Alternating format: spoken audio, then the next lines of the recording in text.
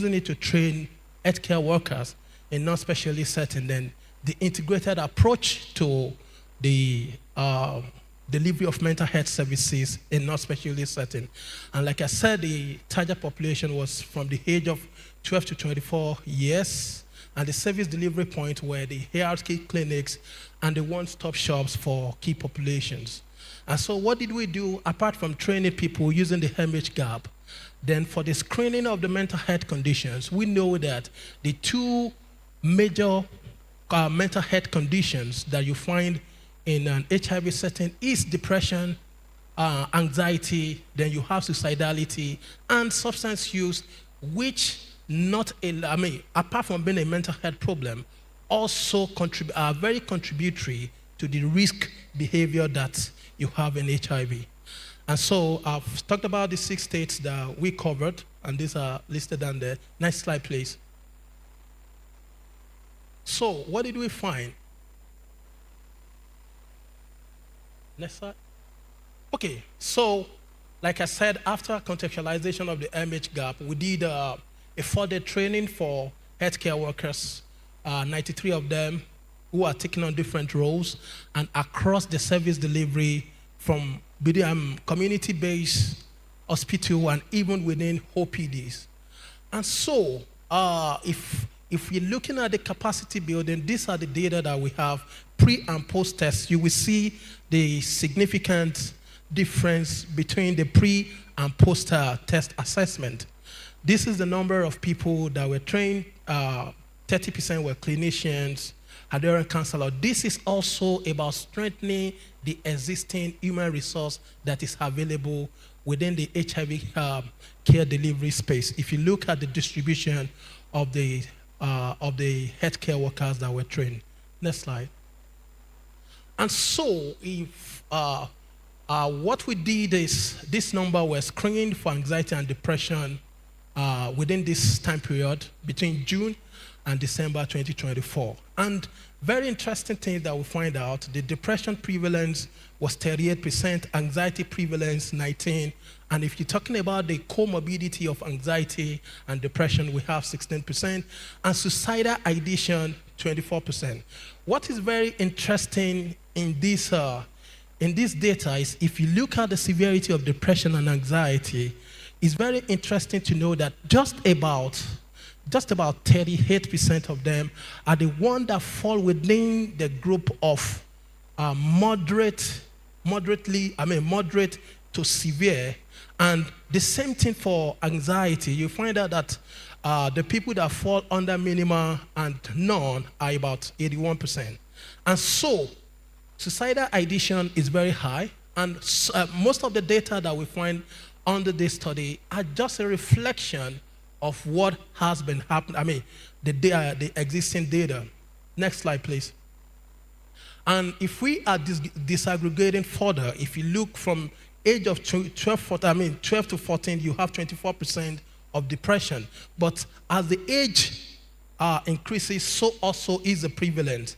And then if you look at, if you are disaggregating by gender, we find higher prevalence of anxiety among female compared to this thing. But so if you look at that, depression and anxiety within key population and non-key population, we will see clearly that the key populations are more at risk of developing depression and anxiety. Next slide, please, as I begin to round up. So what are the key takeaways? What we have found out is that the burden is high, and if we are talking about integration, integrated approach to delivery of mental health services within HIV setting or any model that we'll be looking at, this is quite visible, is doable. Most of the issues that have to be treated are something that can be taken care of at the primary health care or non-specialist setting. And so it is visible, future outlook, enhanced collaboration between the National Mental Health Program, NASCP, NACA, and all other stakeholders within this context is what we should be looking at. And I think I will end on that note. Thank you. And I must not end without, I acknowledging people that will work together on this, all other people that we did this study together, the child team, the NASCP team, and also, of course, the sponsors of this conference. And I must also do well to say that this project was with financial assistance from Elton John Yates Foundation. Thank you.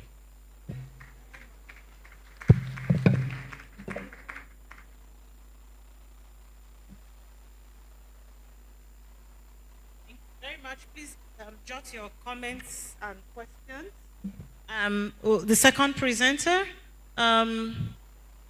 Dr. Ime, impact of USG presidential action on foreign aid pause on Nigerians' AHD implementation. 7 minutes. All right, thank you, Prof. So I'll be making this presentation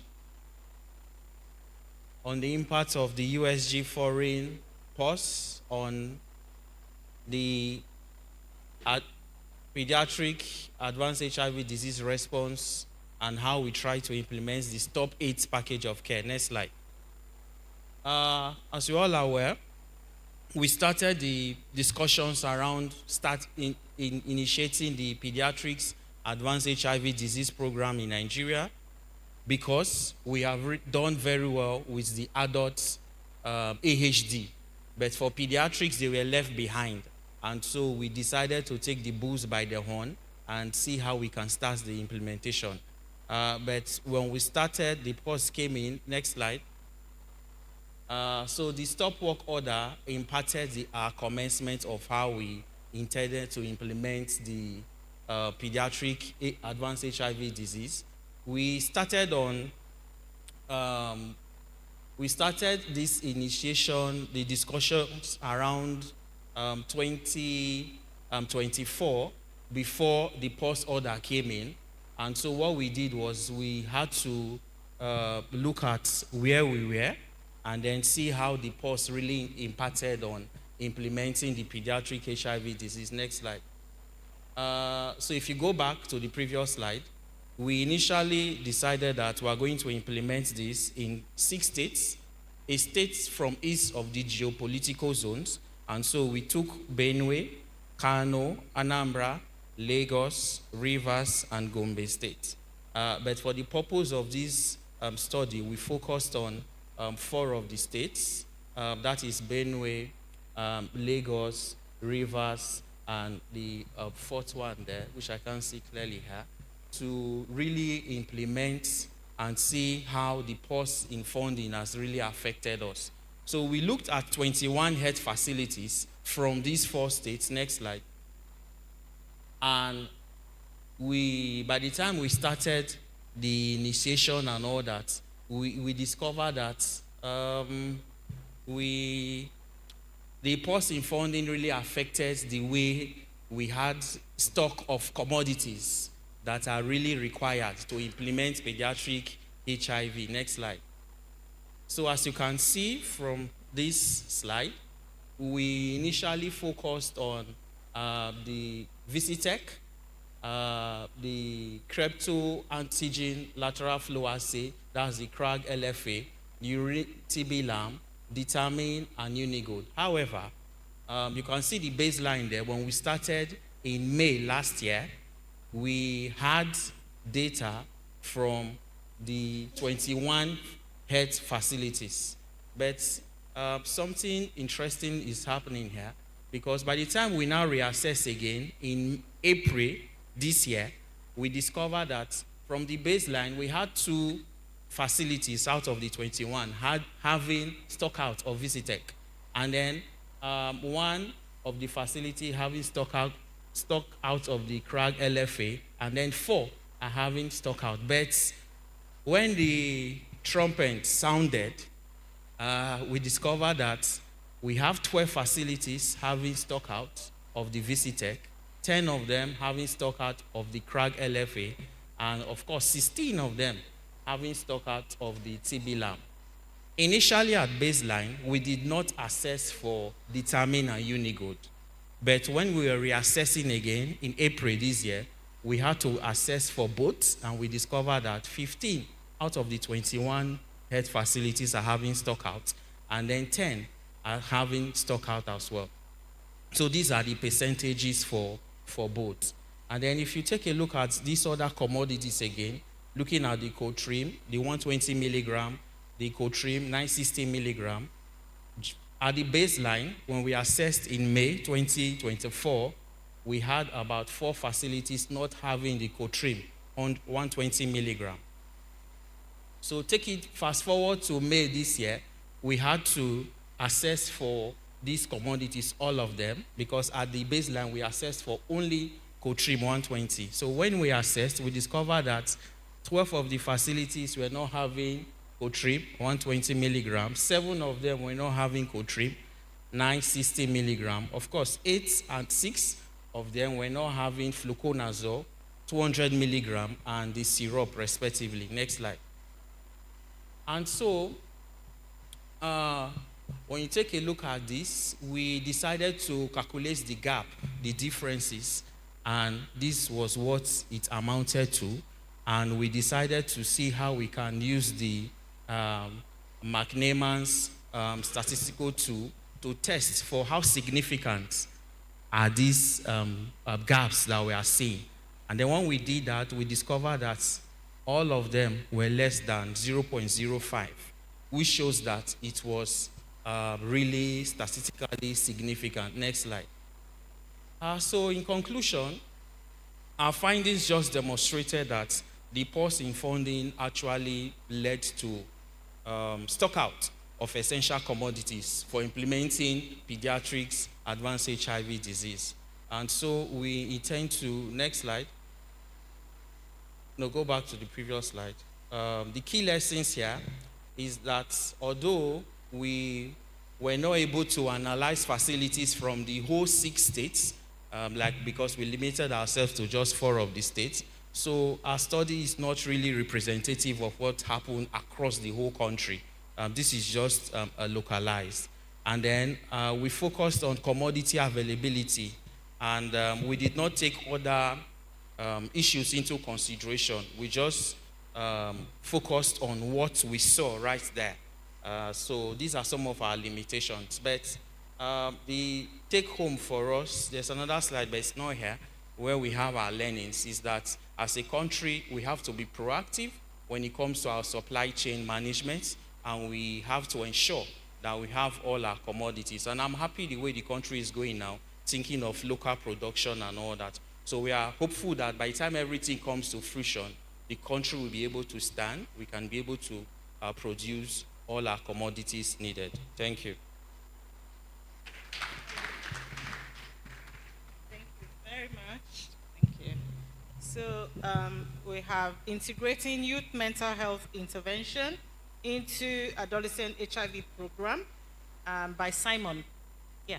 So Simon, 7 minutes.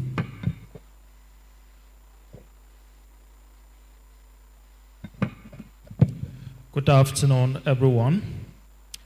I will be making a presentation on a topic integrating youth mental health into adolescent HIV programming in Zamfara State, Gusau, precisely a pre and post experience.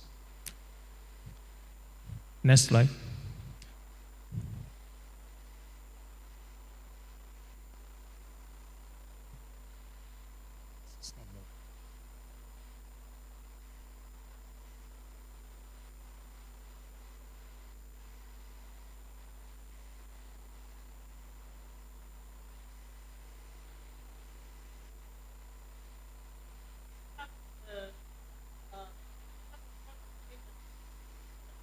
We can take that, the age appropriate, but you don't have this one. Okay, so we'll take the age appropriate disclosure, and then you have to get Simon's presentation, please. You have submitted it? Okay, maybe what you could do is to go give them again, maybe Bluetooth or something, while this one is going on. All right, so we have age appropriate disclosure gaps as predictors of high viremia among children and adolescents living with HIV in Kano State. Thank you. Ok, Okay, good afternoon, esteemed colleagues. Thank you very much, Prof, for the warm reception and kind words. I'm going to be presenting age-appropriate disclosure gaps as predictors of high viremia among children and adolescents living with HIV in Kano State. Next slide. Next slide. So by way of introduction, you will agree with me based on the preceding discussion from yesterday and this morning that significant progress has been recorded over the past 2 decades in HIV care and treatment for the adult subpopulation. But for children and adolescents, there are still gaps and they still lag behind. The treatment outcome for these young people living with HIV still trail behind that of the adult in terms of numbers by 20 to 30% based on data from UNICEF recently. And this is attributable to systemic as well as physiological vulnerabilities, obviously. So based on the UNED's epidemiological estimates in 2022, viral load suppression for children and adolescents stands at 92%. For those individuals 15 years and above, while for children, that trail behind at abysmal 79% globally. As of December 2024, nationally, the national suppression rate for children and adolescents below the age of 15 for Nigeria was 88%, which is obviously below the 95% benchmark. And hence, identifying barriers and the strategies for optimizing treatment outcomes in children and adolescents living with HIV is actually key to implementation and is one of the implementation research gaps for pediatric and adolescent subpopulation. Next slide. So this is our implementation approach. In the states where we are operating, overall, we have a viral load suppression of 92% earlier in the FY. And based on the respective states, in Bauchi and Jigawa, respectively, we are at 93% and 92%. But for Kano State, which is the state where we have the largest treatment current for children and adolescents, we are trailing behind at 88%. And we are actually worried during the April to June 2025 implementation period. So the implication of that is that because of the large number of treatment current in Kano, that diluted the overall suppression of the project. And we feel that we need to come in and intervene. So we supported ART teams to conduct thorough clinical audits of all unsuppressed children and adolescents in the state, alongside their caregivers as a quality improvement approach to understand the details and root causes of unsuppression. So a customized program tool was used to evaluate the demographic, clinical, and household profiles of listed clients and their caregivers between 11 to 16 June 2025. Next slide. So this is what we found.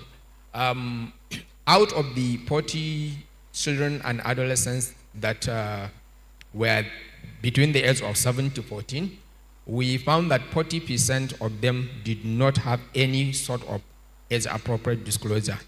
Only 8% had full disclosure, and 20% were not due for disclosure, while 33% had partial disclosure done. So overall, you will see that the prevalence of non-disclosure, if you put the 40% as well as the 33% that did not receive full disclosure and did not receive any disclosure, you'll see that the prevalence of non-disclosure among the unsuppressed children was found to be high as 73%. Next slide. So, based on the findings, the prevalence of non-disclosure was found to be high among the unsuppressed children and adolescents in the state where we are operating. And then it is clear based on the preceding discussion that programs have to integrate disclosure specific as well as disclosure inclusive interventions just to close gap in pediatric and adolescent treatment outcomes. I learned recently about 5 days ago, WHO released a document titled Supporting Age-Appropriate Disclosure in HIV treatment programs. So we need to find the relevant document in this regard and then include in our national as well as subnational programs so that we'll close gap in this subpopulation. Obviously, when I came to this gathering, I did not expect that as appropriate disclosure will take the center stage in the discussion, but I am happy that as a program at the subnational level and nationally, as appropriate disclosure and then targeted interventions is taking center stage. And we look forward to seeing how we'll integrate the best practices and evidence-based from WHO on how to close gaps in age-appropriate disclosure. Thank you so much for listening.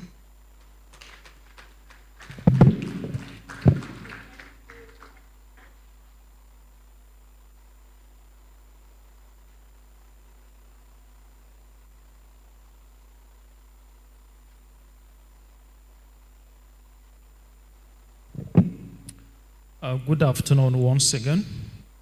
Sorry for the mess-up.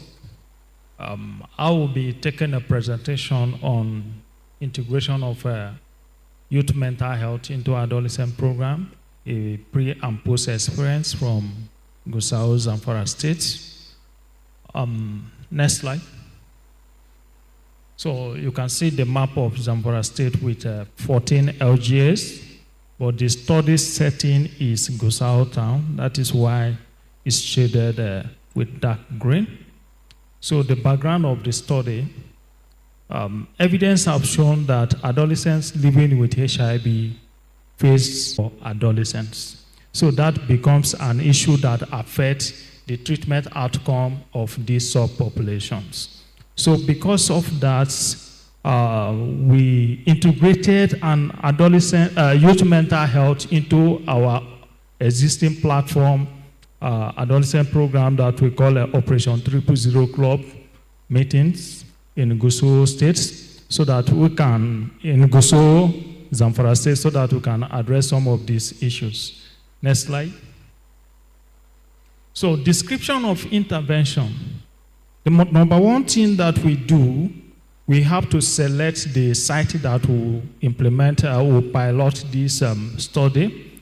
So in the course of that, we selected 2 high-volume sites within Gusau town, which is Federal Medical Center Gusau and Ahmed Sani Yarima Bakura Specialist Hospital. All are situated in Gusau town. And then the period of this pilot study is between October 2024 to June 2025. That is a period of 9 months, so that we can see the baseline and the after intervention outcome of this pilot study. Then we also did what we call a sample collection that is based on voluntary indication of interest among these subpopulations that are willing to participate in youth mental health program and some other services that will be integrated into the interventions. And we use a curriculum that covers topics like mental health conditions, suicide prevention, stress management, and self-care seeking behavior, so that will help to build resilience among this subpopulation. Next slide. So key activities that we carried out, the number one thing is during the Operation 000 Club meeting, mental health talks that are built into these sessions, the talks to these adolescents about mental health, how to identify mental health issues, and the required need-based interventions that should be given at the appointed time. And not only that, we also carried out a routine mental health screening in the course of the study, and we use a design questionnaire that looks into the patient level questions and also general anxiety disorder characteristics among these subpopulations. And for those that indicate any issues of mental health, they are being referred to a trained counselor at the Federal Medical Center, Gusau, for services that is need-based. And then we also provided psychosocial support to these subpopulations that participated. We have a youth-friendly center that is being supported by an Andor project that will implement thermo-facial scientific in addition to a stereo project. So we'll leverage on that. And at the youth-friendly center, we have a lot of recreational games that these adolescents make use of them, so that will serve like a psychosocial support to them. In addition to that, leveraging on a thermo-facial scientific project, we also enroll the participants of this study into skill acquisition of their choice, like tailoring, computer training, and shoe and bag making. And at the end of the day, we also graduated them after successful completion of the project, and currently some of them, I think they have something to do to fend for themselves. I think when the other presenters, the panelists, were talking about the sustainability of handout giving, I think this of us, because some of these adolescents, by the time they have a skill and they can do something for themselves, it settles the problem of transportation and they take good care of themselves. So we, as I said earlier, we did a data collection, a baseline data was taken to monitor the level of adherence among this subpopulation that participated. And after the intervention, we also do the same thing for adherence and viral load. Next slide. So the results of the intervention is demonstrated on the chart here. So at baseline, we noticed that adolescents that do self-report on adherence, there are just 34 out of the 48 that they told us based on one-on-one discussion that they are adhering to their medication. But after the intervention, we did the same thing again. The number moved from 34 to 43 of the adolescents that self-reports that they are taking their antiretroviral therapy. And the next chart is the percentage achievement. At baseline, we have 71%, and after the intervention, it now moved to 90%. That shows that there is a significant improvement of this adherence among the subpopulation. The next chart talks about the viral load among this subpopulation. We did the same thing at baseline. We have to look at their viral load, the suppression, and we discovered that 31 of them had a very good viral suppression at baseline. And after the intervention, it was moved to 46, and the percentage achievement at baseline was 65, and after the intervention, it moves to 95% as a result of the intervention. Next slide. And we did not rely on the self-report information alone. We have to triangulate with the service data to juxtapose that what they said is right. So just the same thing that I said, the increment in adherence after the intervention moves, we had like 19% increase, and for adherence, we had a 19% increase, and for viral load, we have we had 31% from 31 to 46, making 96% increment from the onset. Next slide.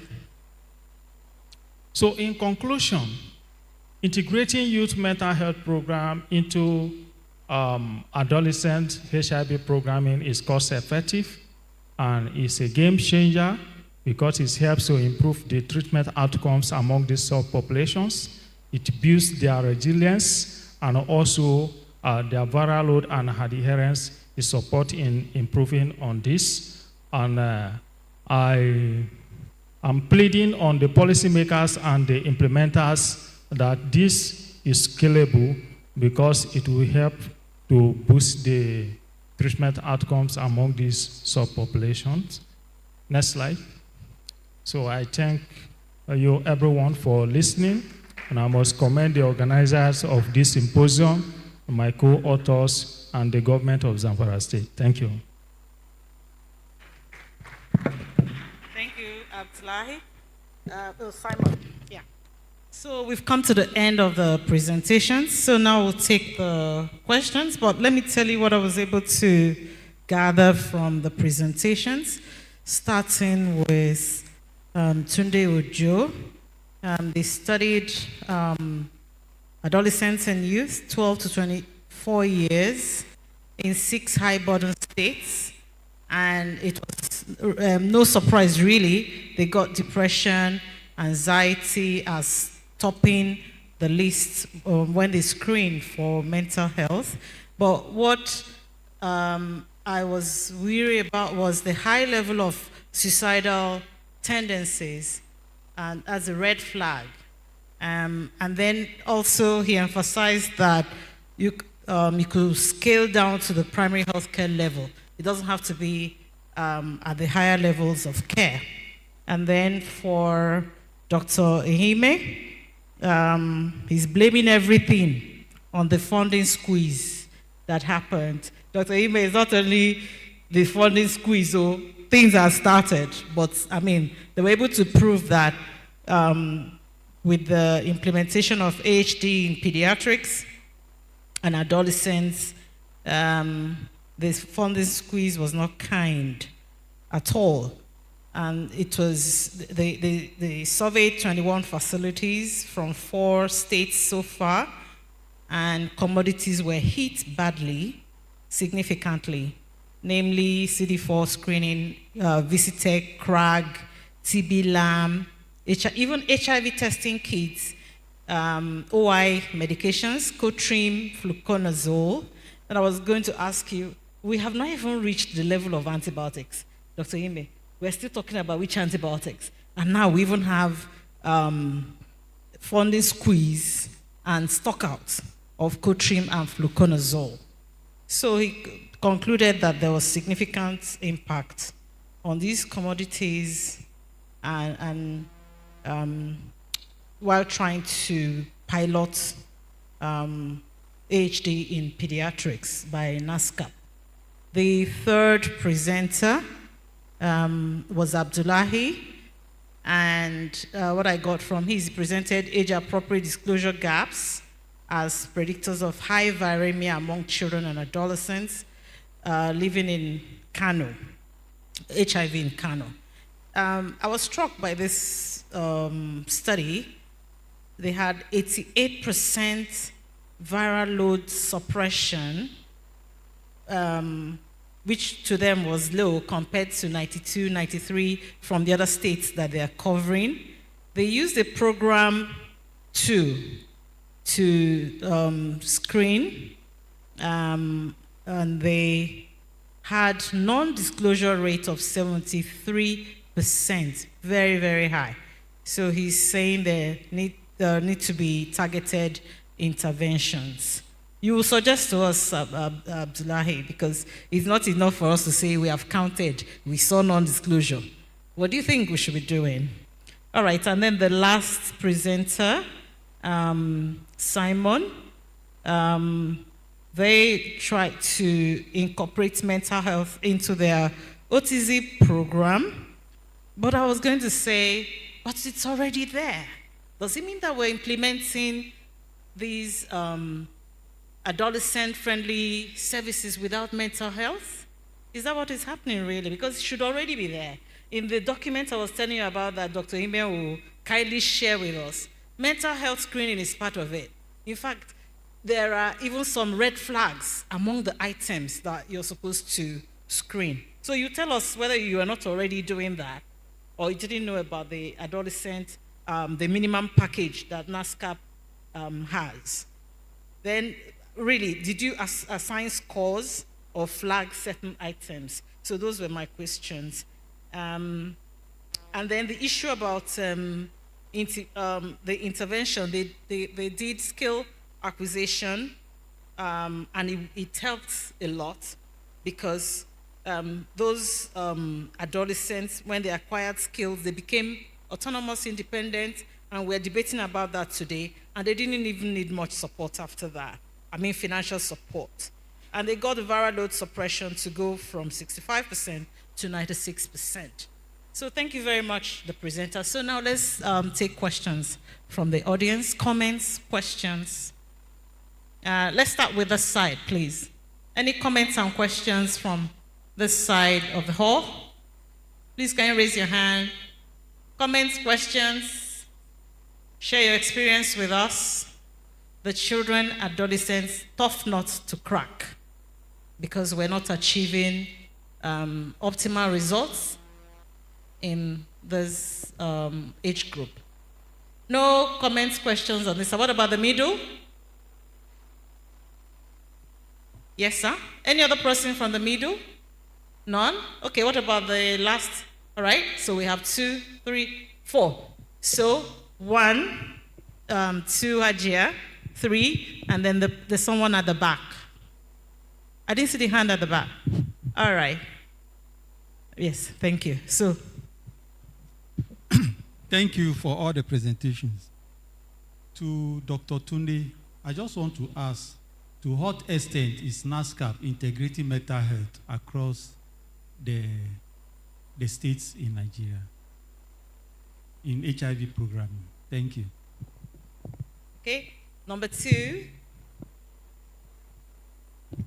All right, thank you so much. My question is to Dr. Tunde, the first presenter. So looking at the data you present, you actually did a good job, but looking at the high percentage of the anxiety, depression, and even the suicidal thoughts, so my question now is that what's the evidence-based intervention that you advise or that is put in place to address the mental health challenges and improve the overall well-being of this particular key population, looking at the young adults and the adolescent? Thank you. Thank you. Problem solving, that's where we are. We need to solve problems. Yes, number 3. All right, thank you. My question also goes to the first presenter on mental health. So we know that mental health is one of the key components of health as defined by WHO, and not much importance is given or attention rather to mental health generally. So this study has shown us significant prevalence of mental health disorders among adolescents living with HIV/AIDS. So now did the study now look into the availability of resources or knowledge among care workers to address these problems in this facility that you did the study, and what are the lessons to learn or the take-home messages? Thank you. Okay, thank you. So while we are at it, apart from healthcare workers' knowledge, awareness, and all that, do we have the medications? When we now identify the adolescents and youths with mental health problems, especially those with suicidal ideation, do we have medications to assist? Okay, number 4. Thank you very much. My name is Mary Obion from Bohemian. Mine is a comment, and based on evidence, I'm a researcher, and I'm also into young people programs. And we found that for many of our programs, we still do a lot of face-to-face, including this group that spend most of their time virtually. So the thing is that I think it's high time we begin to integrate digital solutions into all our programs. Having peer forums having TikTok programs that will address their problems, mental health issues, would work. It works in other African countries. I know when we first have issue of HIV/AIDS and even teenage pregnancy in South Africa, in Kenya, they did a lot of virtual programs, and it's very successful. I know we have a lot of contests. We have our own contest issues in Nigeria. But just like when the COVID-19 issue came up, and people are like, oh, kids will be home for 2 years. But realistically, they were able to survive. Many of the schools developed new innovative ways to engage their students, online, whether just basic some information, the later it sinks, but they were able to get things going. So, so my comment is, in this program, engaging this particular vulnerable population, let's begin to think towards embracing, adopting digital solutions to address their issues. There was a time I wrote a work on suffering but smiling, mental health issues among people living with HIV/AIDS. And we found that, just like the presenter mentioned, mental health is the key issue. It does the two sides. It could actually increase the risk, sexual risk behavior, and even by the time they even get infected, it worsens, their outcomes. So it is very important, very critical for us to think of this. Across all the programmers, across all the implementers, the IPs, let's begin to have digital solutions in mind. And I think it's the way to go. It is the way to go now. Thank you. Thank you very much. I want to recall what Dupe of UNICEF had reminded us, that we need to put into context some of the programs and interventions. I keep talking about my Ibadan and Dr. Ato's Mercy Street. We will not be using the same programs because my own people are more timid and reserved, and they may not be as IT savvy as the ones in Naima, because my friend is the one running the club in Naima. They are highly sophisticated. So we should always remember that. I mean, we brought it out during that previous session, but it's something so very important. And I'd like to share with you what Dr. Ime, Dr. Peter, and Mr. Sampson, we witnessed the Zandiri program in Zimbabwe. They have Zandiri Connect.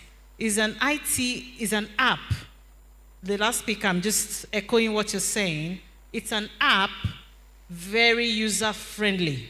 Even the person with the least IT savvy will be able to operate it. And it has different modules for education, the way you're talking about it. And it may actually bridge some of this gap that we're talking about today. But you can only use it with a smartphone, unfortunately. But I mean, that will get us really thinking. So, let's take Dr. Ojo first, because you have the highest number of questions. Please, I have a question. Sorry, I didn't. Yeah, from here. Not seeing you. Okay, very quickly, please. Yeah, very quickly. This is to Dr. Ehime. Thanks for your presentation. So, given the picture reflected, what are the plans ongoing to ensure that these facilities are adequately stocked with the affected consumables, and to ensure that AHD service delivery is optimized?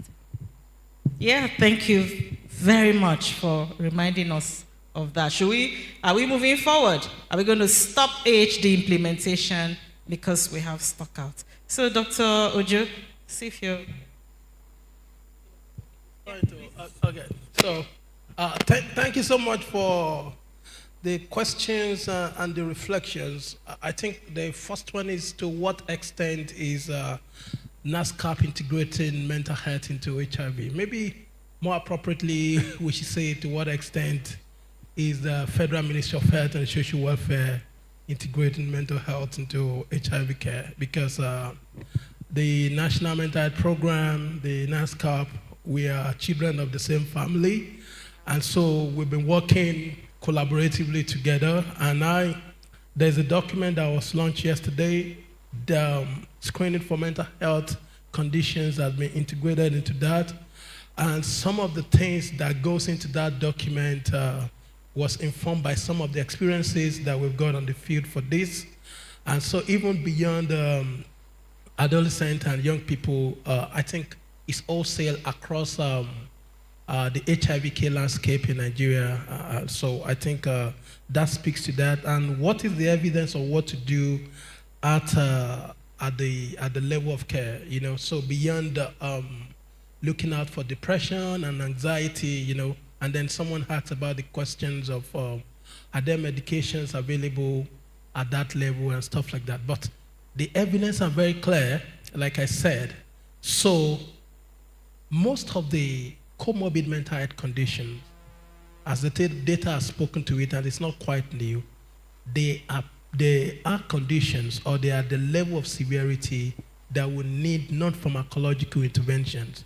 So something like problem solving, therapy, peer support, you know, and psychosocial support. Again, the MH gap 3.0 that was contextualized have packages of care, and in a very stepwise approach, what can people at primary health care level, at even the community level can do. These are very clear transitions, the collaborative and step approach to the care.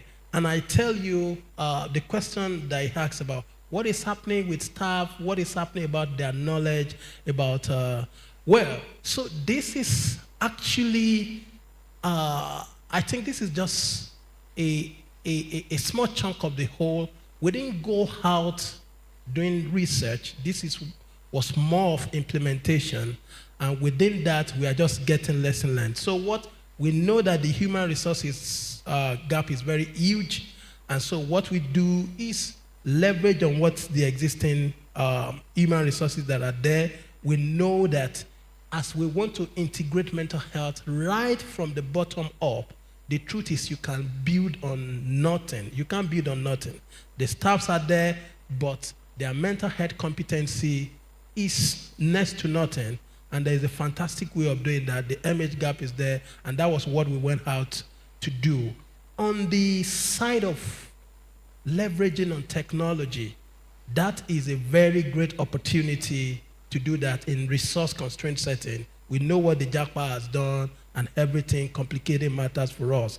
But even the MH gap has a mobile part to it. And this project, there was actually some use of technology, digital platform, which I cannot speak to beyond, because we are just flashing part of the thing. Even uptake of screening and even their willingness to engage with mental health services among adolescents and young people. These are some of the things that we try to, as an add-on on this project, that we try to get some data on, which I believe the lessons are quite clear, and I know beyond this forum, we will speak to that. And on some of the things that we think, what is the government doing? The National Mental Health Policy is there. We have the first of its kind National Suicide Prevention Strategic Framework that talks about what can anyone do at what level. And beyond asking for, we know the suicidal ideation, suicidal behavior high spectrum. And so going beyond what we have seen in this is that we know that there are some of these clearly that needs to be signposted to specialists. But in the course of this work, if somebody has suicidal ideation and you want to just flag it and go to a specialist that may be 3-4 hours away, so what is the realistic way of addressing it? And so we look at building capacity even at that lower level to attend to some quick things and know how to triage between what should stay here and what should go up the ladder. Thank you. Thank you. Dr. The tier level approach, I agree with entirely. And that's what we can start with. It's never too small for those in the primary healthcare center as we go up. Thank you very much. Dr. Ime, your own issues? So thank you for that question. Plans are already ongoing as we speak. When the pause or the trumpets blew, for us as a country, we were ready. We already started the sustainability talks long before now, so we're not taken aback. And the coordinating minister for health and social welfare, in his wisdom, came up with the ATM technical working group, and NASCP is part of that. Is looking at trying to integrate programs. We've run parallel programs for long, and it's not helping us. So with that ATM coming together under the swap approach, a lot has been going on. We've been able to develop a plan, a mitigation plan for 3 months. We've taken it further. We developed another plan for 1 year, and we are taking it further to develop another plan for 3 years. That being said, for the HIV space, we have a PSM component, our supply chain team. They are in charge of, warehousing, taking these drugs, last mile distributions and all that. They too, they've done their own quantification. It's a 5-year plan that is very holistic and detailed. Some of us in this hall were part of that development. So with all this taking place, we are very positive that going forward, we will not be seeing this kind of stockouts across our facilities again. Because as a country, there is money to procure these drugs, and we are grateful to the USG for their support over the years. But be that as it may, we can take on these things as a country. So yes, plans are on ground to ensure that these facilities, they have adequate commodities. So right now, where you had run out of vitamin kits to even test for HIV and the prophylaxis, cotrimoxazole, and lots of these children have thrush. In fact, today, I just got a call about a new patient that we have. In fact, we're now having more patients. There was a time I told you that mid-year we had like 5, and we are looking for patients to study. Now, we are saying, no, something is happening. In the last 6 weeks, I've admitted about 5 patients. Something is happening. And what are we going to do? Now we have the stock out. Now. There are plans. Nigeria, we like to talk. We have plans. We write policies. Today, with the stock out you showed us, what are we going to do? Do you want to go and borrow from some other facilities? Borrow from the adults? Not really. I hope I'll just... Like I said, our PSM team, they are on top of this. They've procured some commodities. I'm not really sure if they've started the distribution. Okay, but we have the commodities. It's the distribution to the end point now that's the issue. I'm not sure. So these states that were studied, I hope the SAPC people are here. Yes, so that they'll be able to address the issues. All right, you, Simon, you didn't have any... No question. Okay. All right. What about Abdullahi? Yes. Thank you very much, Prof. This is working. Oh, it's working. Yeah. So there is no question for me except the concern you raised that we need to tell the gathering about what do we do to close the gap in age-appropriate disclosure. And that is really fantastic and necessary. So what we have tried to do as a project is to apply the concept of the human-centered design to close the gap in age-appropriate disclosure. So we look at the implementation state where we are working, the norms, social values and culture and all of that to see what best suit the environment where we are working. Remember, for age-appropriate disclosure, you have to ensure that the child, the caregiver, and the health worker are on the same page before you disclose. You cannot disclose to a child or an adolescent whose caregiver is concerned about either the cognitive, mentoring, and supportive supervision visits to build the capacity of healthcare